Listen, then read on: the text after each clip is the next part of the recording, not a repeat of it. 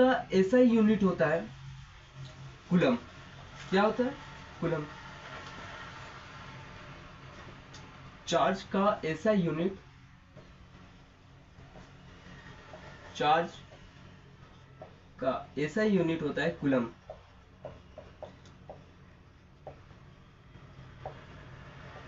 Coulomb, जिसको सी से denote करते हैं। तो मैंने तो बता दिया कि चार्ज होता क्या है, इसका ऐसा यूनिट क्या है।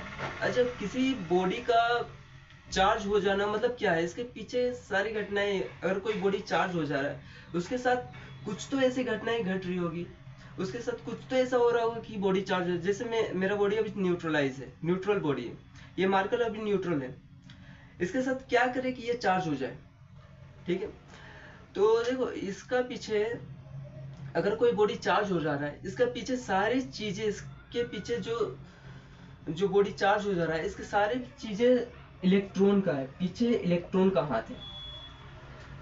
इलेक्ट्रॉन ही एक ऐसा चीज है जिससे बॉडी चार्ज हो रहा है, वो कुछ ऐसा कर रहा है कि बॉडी चार्ज हो जा रहा है।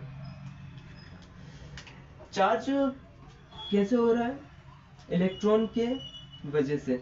तो चार्ज दो टाइप्स के होते हैं, पहले मैं बता दे रहा हूँ। चार्ज दो टाइप्स के होते हैं। चार्ज एक स्केलर क्वांटिटी होता है और चार्ज दो टाइप्स के होते हैं, पॉजिटिव एंड नेगेटिव।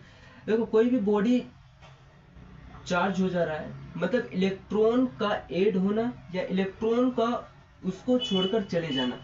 किसी बॉडी को अगर उसका इलेक्ट्रॉन छोड़कर चला गया या बाहर से इलेक्ट्रॉन उस पर ऐड हो गया तो बॉडी चार्ज हो जाता है।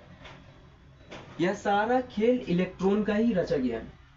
ठीक है, अगर किसी बॉडी को हमको चार्ज करना है तो क्या करना होगा? उसको उसका इलेक्ट्रॉन उससे निकाल लेना होगा या बाहर से हमें इलेक्ट्रॉन जोड़ देना होगा उस पर, तो बॉडी चार्ज हो जाता है। ठीक है, और दो टाइप्स के मैंने बताया कि दो टाइप्स के होते हैं charge, positive charge and negative charge. Positive charge कब होता है? जब किसी बॉडी का उसके इलेक्ट्रॉन उसको छोड़कर चले जाता है तो वो पॉजिटिव चार्ज हो जाता है, और बाहर से इलेक्ट्रॉन अगर हम उसमें जोड़ दें तो वो नेगेटिव चार्ज हो जाता है। फिर से मैं बता दे रहा हूँ, इसे नोट करके लिख लेना, हिंदी में ही अच्छा होता है, अपना लैंग्वेज है तो इसे याद रखने में आसानी होता है। ठीक है, किसी बॉडी में अगर इलेक्ट्रॉन, उस बॉडी का इलेक्ट्रॉन उसको छोड़कर चला गया तो वो हो जाता है पॉजिटिव चार्ज, बाहर से इलेक्ट्रॉन आ गया तो हो जाता है नेगेटिव चार्ज। आया समझ में? ये एक बॉडी है, इसको इलेक्ट्रॉन निकाल लिए,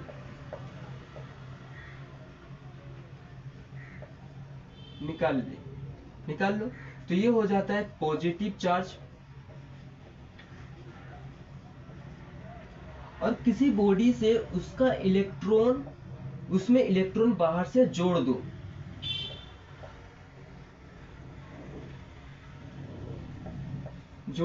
तो ये होता है नेगेटिव चार्ज। ठीक है, किसी बॉडी से उसका इलेक्ट्रॉन उसको छोड़कर चला गया, पॉजिटिव चार्ज, बाहर से इलेक्ट्रॉन उस पर जुड़ गया, हो जाता है नेगेटिव चार्ज। ठीक है, ये देखो इसका पीछे क्या कारण,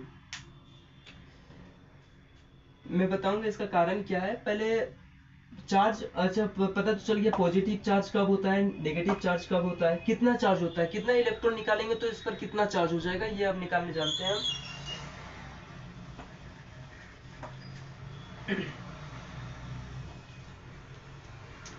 जैसे ये एक बॉडी है, इससे मैंने दो इलेक्ट्रॉन निकाल लिए,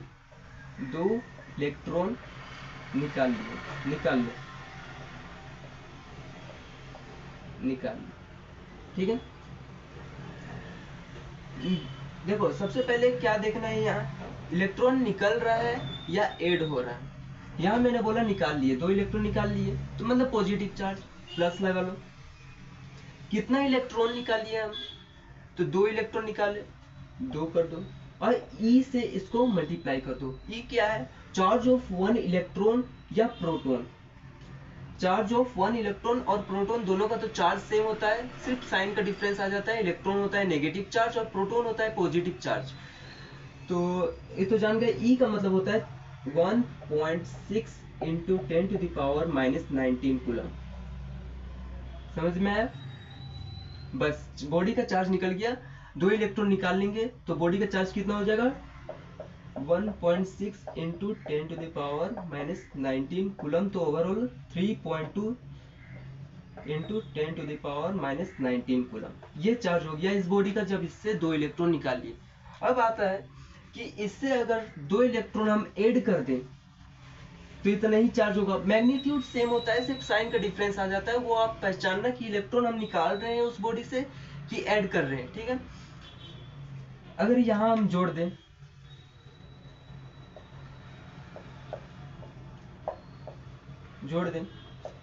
तो सिर्फ साइन का डिफरेंस आ जाता है। यहाँ पे जोड़ रहे हैं तो नेगेटिव चार्ज। देखो इसका पीछे कारण क्या है, साइन पॉजिटिव हो है या नेगेटिव। देखो क्या होता है ना कि किसी बॉडी से, देखो हमारा बॉडी, ये जो मेरा बॉडी है अभी न्यूट्रल है, मतलब जितना इलेक्ट्रॉन, किसी बॉडी में जितना इलेक्ट्रॉन होता है उतना ही प्रोटॉन होता है। दोनों एक दूसरे के प्रभाव को खत्म कर देते हैं, दोनों एक दूसरे के प्रभाव को न्यूट्रल कर देते हैं, ठीक है। अब मैंने उससे 2 इलेक्ट्रॉन निकाल लिए, तो ओवरऑल इससे जो इसको न्यूट्रल कर रहा था, जो इलेक्ट्रॉन को, 2 प्रोटॉन जो था एक्स्ट्रा प्रोटॉन, उसका ही चार्ज उस बॉडी का चार्ज हो जाता है। जैसे यहाँ पे मान लो ये बॉडी का 7 इलेक्ट्रॉन 7 प्रोटॉन है, दोनों एक दूसरे के प्रभाव को न्यूट्रल कर रहे हैं।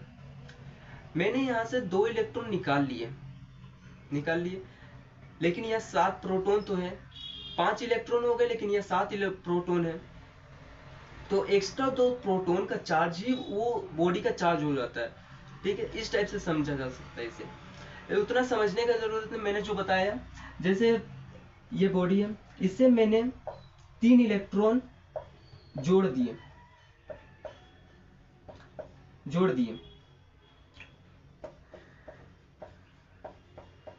ठीक है, जोड़ दिए मतलब बॉडी हो गया नेगेटिव चार्ज।